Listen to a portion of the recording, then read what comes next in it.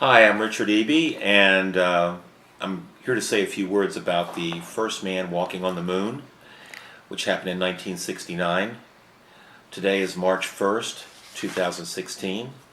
I'm 59 years old. I was 13 at the time of the first moonwalk, which was in July of 1969. I lived at that time in Harrisburg, Pennsylvania.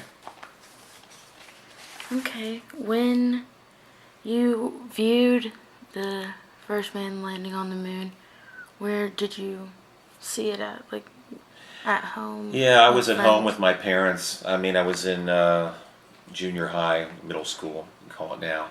And it was a big thing. It was talked about for a long time. We knew it was going to happen. I don't think anybody knew exactly when, but it was really talked about for about 9 years. When John F. Kennedy was president, he made it a goal, more or less demanded that by the end of the decade that Americans would walk on the moon. And of course it happened near the end of the 60s, 1969. So we knew it was going to happen. It was a big thing that everybody talked about for a long time, before and after. Okay. Um, did you think it was going to be possible? Were you doubtful at any point? Yeah, I think there's always some people, things happen, and I don't think anybody knew exactly what it would be like, or if it would happen on the first time, or if they'd have to delay it. Every time there's been a manned or unmanned mission, there's always been delays. There's been times that they'd have to wait because of weather and so forth. So I think most people thought it would happen eventually. I don't think anybody knew exactly when it was going to occur.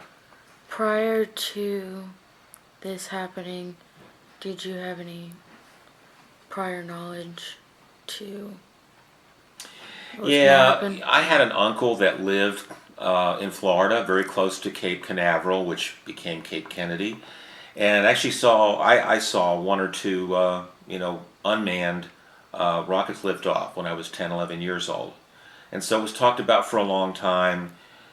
He lived in that area within a few miles, Cocoa Beach, and within a few miles of the launch site, so he had kind of some knowledge about it. And it was a big thing. It was something that people looked forward to. It was a goal that we had. And so yeah, everybody knew it was going to happen at some point. The talk of the conspiracy theories, they say that they believe it was somehow filmed at Area 51. Do you think that would have been possible? I don't think so. Being a kid at the time, I don't remember hearing a whole lot about that until much later. And I think after people saw all the pictures that were taken, and they started analyzing the angles and the shadows and light, as with anything else, people are going to say this didn't happen. It was all an elaborate hoax. But I think NASA pretty much proved that a lot of these things people saw, it was reflections, was the fact that we don't have plants on the surface of the moon. It reflects light. And so shadows look different than they do here. Some of the things had to do with the way the flag was apparently blowing in the wind. Of course, there's no wind on the moon. There's no air on the moon. But the flag had horizontal struts. It had supports so that the flag didn't just hang limp, that it actually, was upright. And so some people thought that was staged, that it didn't happen on the moon. Again, the lighting, the way the angle of the light hit certain objects, like the flag, like the landing module. Some people said, "Oh, that proves it really didn't happen." But I don't think there's any truth in that. I mean, it happened. NASA seemed to have set some pretty high standards after sending someone to the moon. What are your thoughts on how they should have expanded more after that and just one up that thing?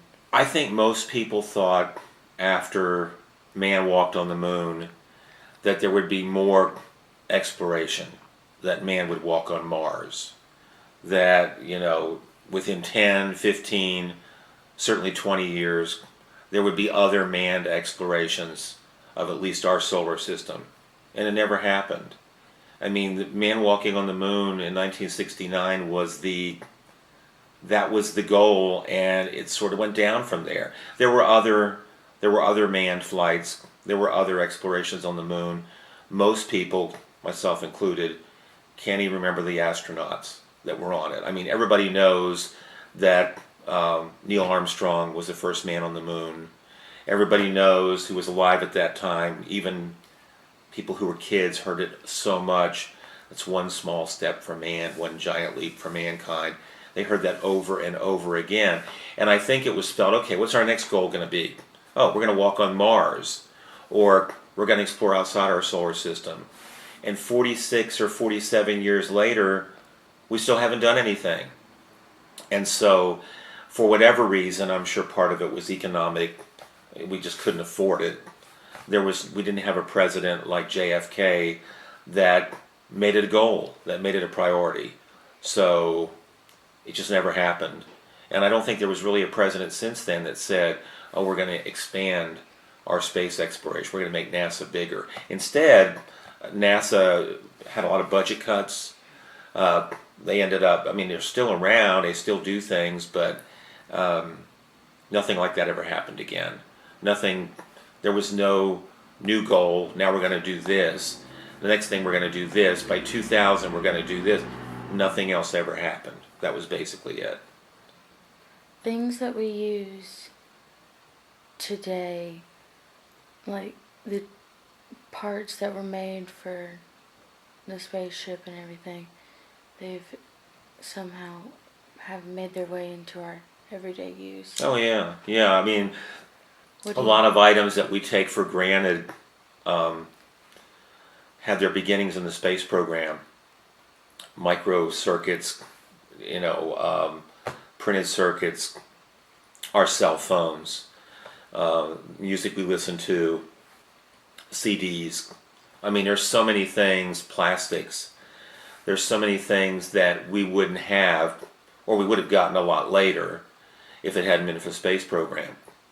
And, I can think back to, at that time, I was in junior high school, middle school, and I remember having reel-to-reel tapes, which nobody now, even if they're 50, they may not remember that. I'm 59.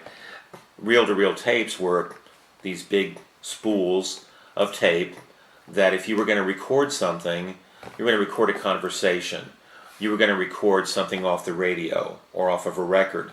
You would put this spool of tape on one side and an empty spool on the other side, and the thing would go round and round, and it was a mess if it got off the track. That's what we had.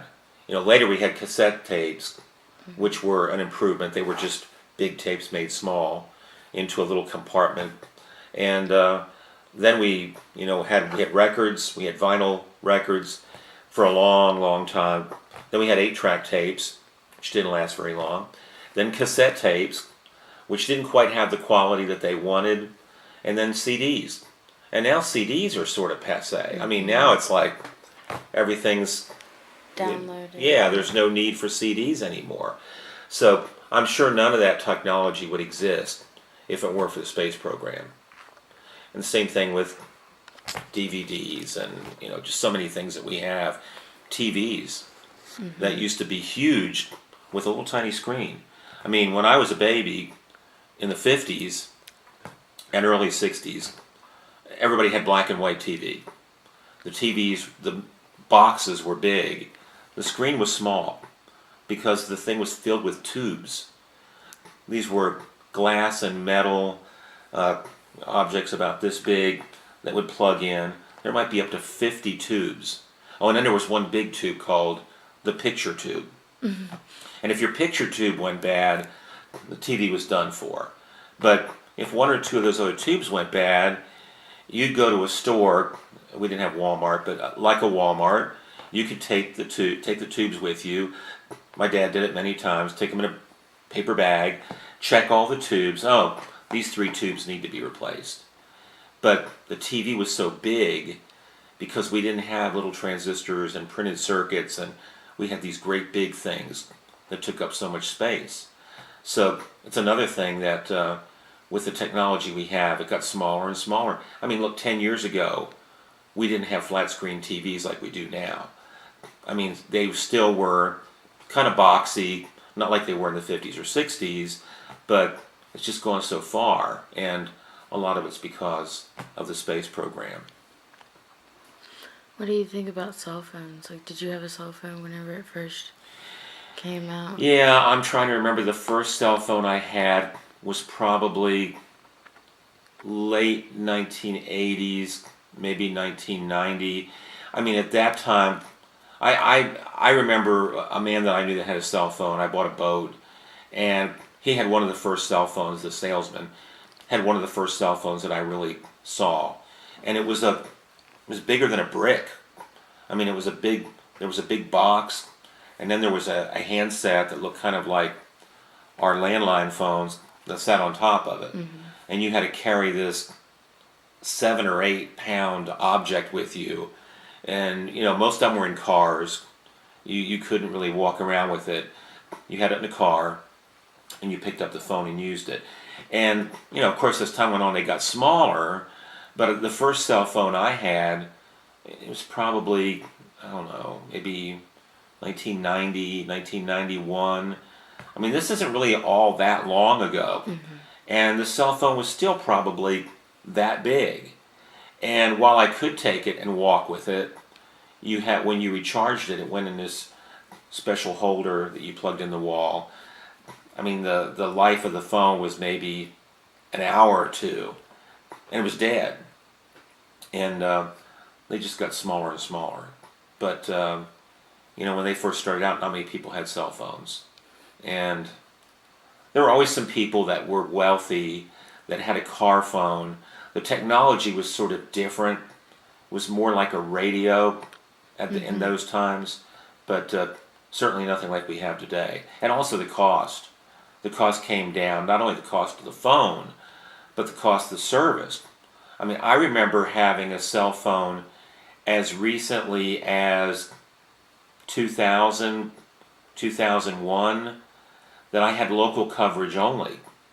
If I went out of town, it was roaming, and I could do it, but it would charge me $7, $8 a minute for the phone. I remember one time going to a meeting in Dallas and calling home and talking for 10 minutes, and it was like $100 onto my bill. So you used a cell phone when you were going to be local. You used it only when you really had to, and there was nothing else on there. You didn't play games or get the weather or go online. It was a phone. You didn't take pictures with it. It was basically a phone, and that was it. What was the first piece of new technology that you can remember using, from your school It was probably a calculator, and back then, and this was I was probably in high school, so it might have been 1972, 71, somewhere in there, and we were very limited what we could use it on. We couldn't, but it wouldn't matter because a cell phone was about as big as this piece of paper as far as the overall size of it. It was about that thick. There was no such thing as a handheld calculator. I mean, you put this thing down and plugged it in, had great big buttons, and basically it was good for adding up a bunch of numbers and dividing numbers, and that was about it. Some of them didn't print, some of them did print, but I mean, it was much different than what we have now. But even then, that was still a nice thing to not have to write down a list of 20 things you wanted to add up, that you could just add them. As opposed to an adding machine, which was a little bit older, adding machines became calculators. And then calculators got smaller and smaller and started doing more and more things, like square roots and that type of thing. Is there, compared to how life and the way technology has changed, would you say it's helped us a lot? Oh, yeah. Obviously it's helped, but Oh, yeah. do you think it's helped for the better or for the worse? Well, both. I mean, one thing, like if you did a research project, if you were in high school in 1972, probably even in 1982, you had to go to the library and you had to go look for all these books. Or you had to hope your parents had encyclopedias that you could look something up. And even if it was a brief paper, say you were going to write a one-word paper on Argentina, you would have to go look for books on it, or you'd have to go on the encyclopedia and do it that way. So it might take you a couple hours to get the information you need for a small paper. You couldn't Google it. You couldn't go on and have access to 23,000 or 30,000 different places. So it's better in that way. Of course, there is such a thing as information overload, and I think sometimes we have so much that it's like, what do you pick? What do you choose? Because you get so much information, you can't process it all. Mm-hmm.